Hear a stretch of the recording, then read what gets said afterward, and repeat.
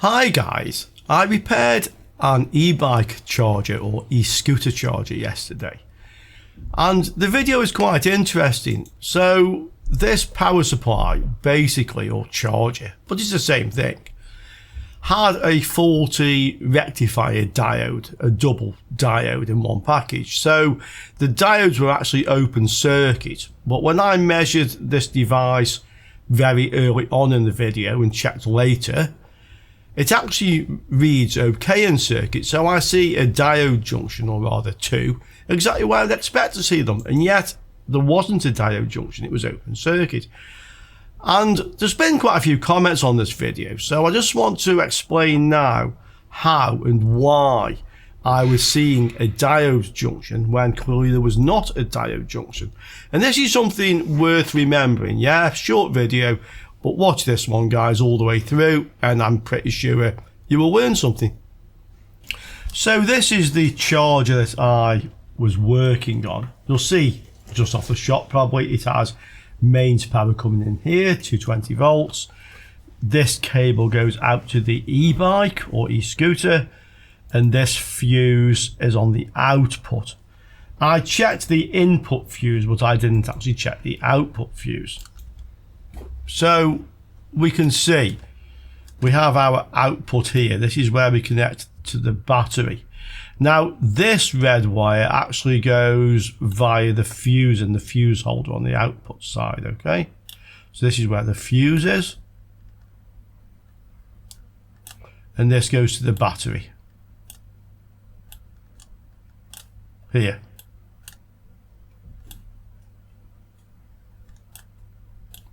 Rather dodgy bit of writing using the mouse, but you can see it, okay? So that's where the battery actually is. This point here, this is your negative out, or if you'd like to say, this is your ground. This was our reference point when we were measuring in the circuit, okay? That's ground. So that's how it actually is connected. The double diode was in here. So what we have is, we have a connection from here going to the secondary of the transformer, and we have another connection from the secondary of the transformer going to here. The diodes inside here actually connect to this track, so we can just draw them on. Different color, why not? So we have one diode like so,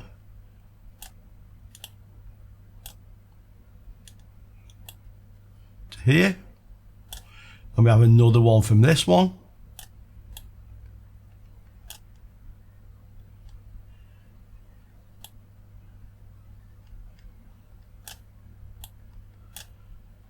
going to the same point. So this is your output from the power supply. There are some more diodes here. These on the other voltage supply that powers the controller chip and drives this transformer. This is the output which goes to the battery. So we actually have from here, we have a connection up this track, we can see here along the track, to the inductor, from the inductor to here. Now here is another diode.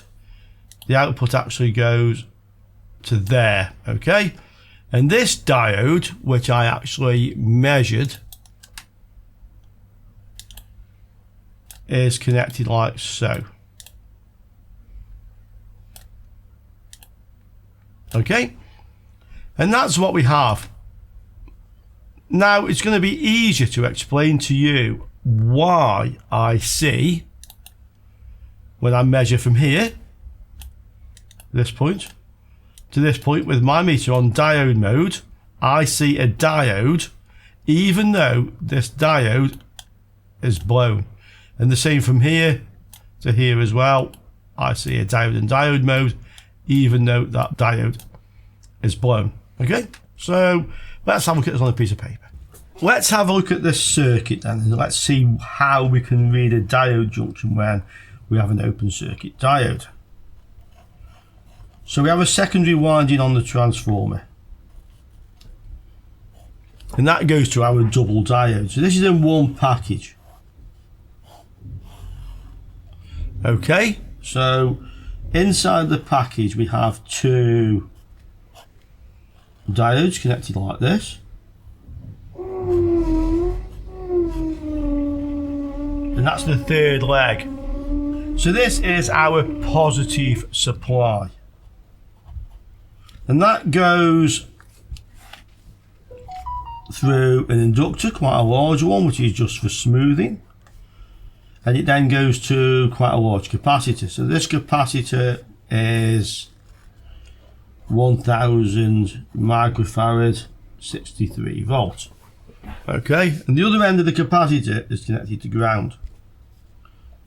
We also have across here a large, physically large diode connected that way. And when I saw this diode, I said this is probably an overvoltage protection, what's called a crowbar circuit. So I said this is almost certainly a Zener diode.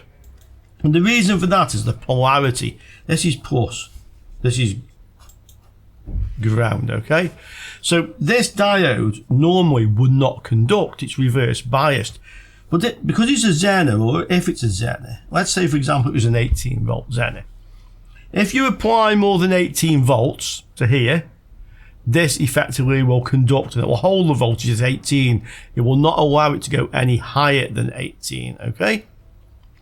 It will pass a lot of current, and by doing so it will blow a fuse. So we have the primary of the transformer here, and back here there is a fuse.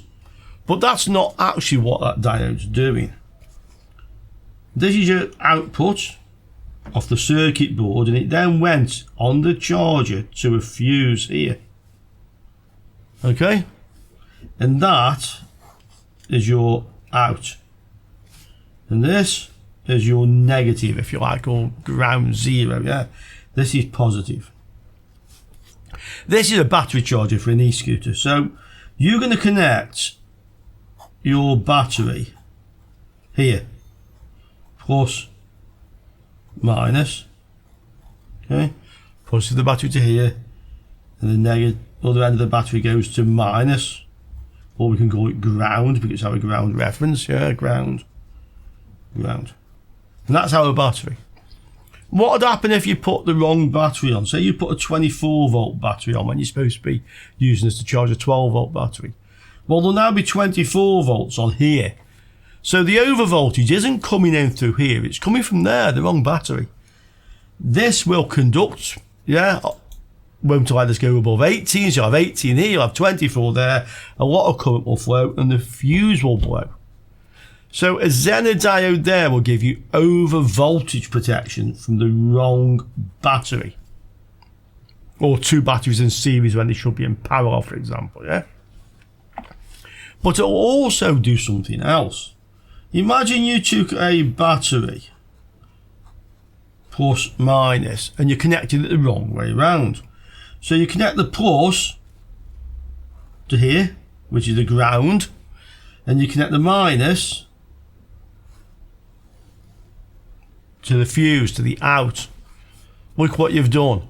You've got plus here and minus here. Now a Zener diode, if it is a Zener, in this direction is just a normal diode. So that way it acts like a Zener, holds 18 volts across it.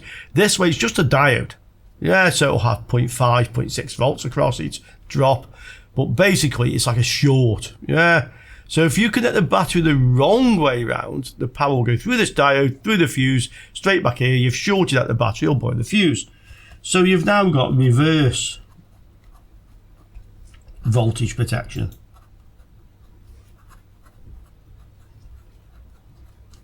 This is why I think it's probably a Zener. It may not be. This charger may have reverse voltage protection but not over voltage protection. If I was designing it, that would be a Zener for that reason, okay?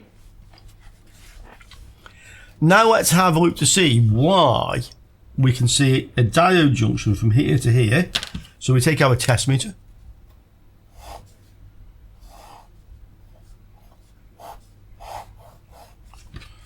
On diode mode. Okay. This is plus, This is minus. And we see a diode junction. I did that on the video. I also checked this one. We saw a diode junction.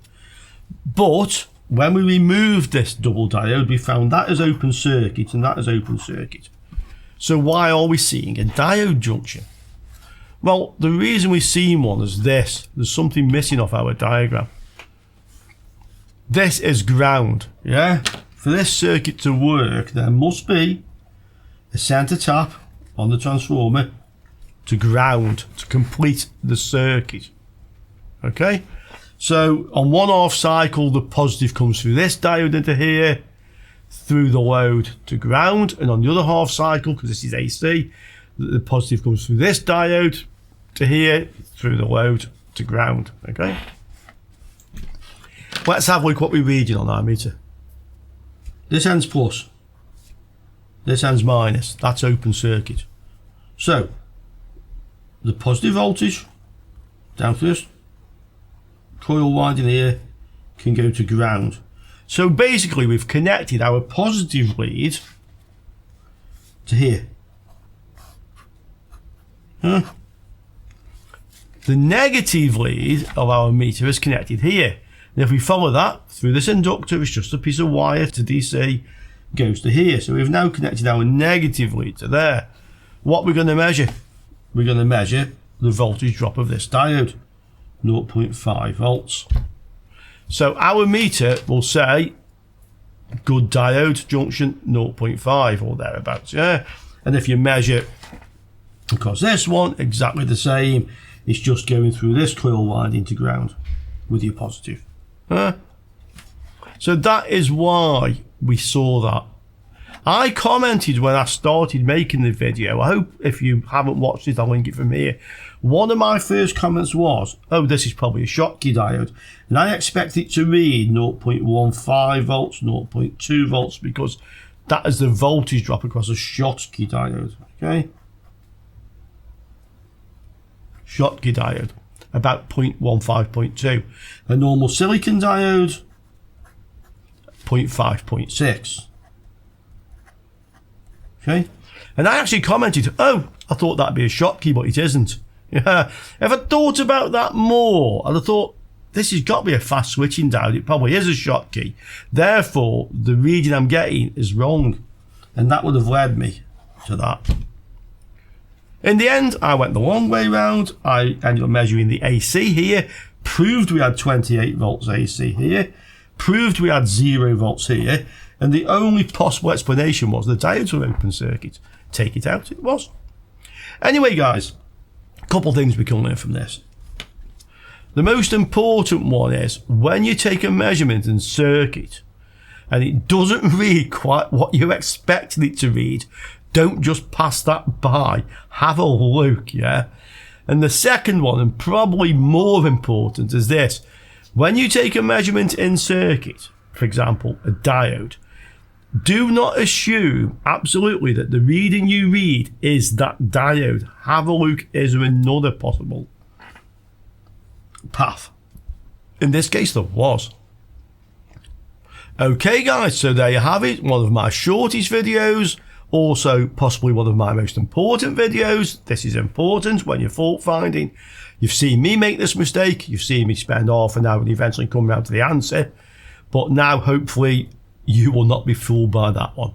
Okay, guys, I'll see you all soon. Ciao for now.